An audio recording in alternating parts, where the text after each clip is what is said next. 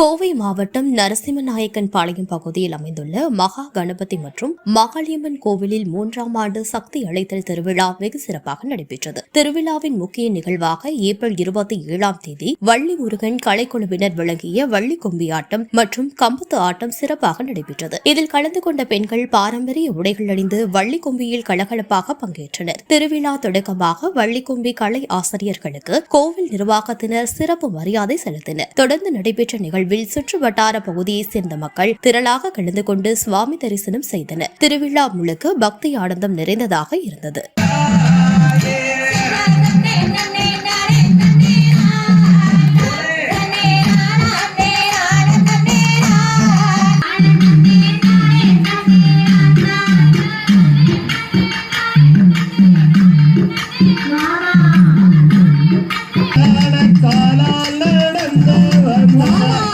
முருகையா கால் வலி நிற்காவே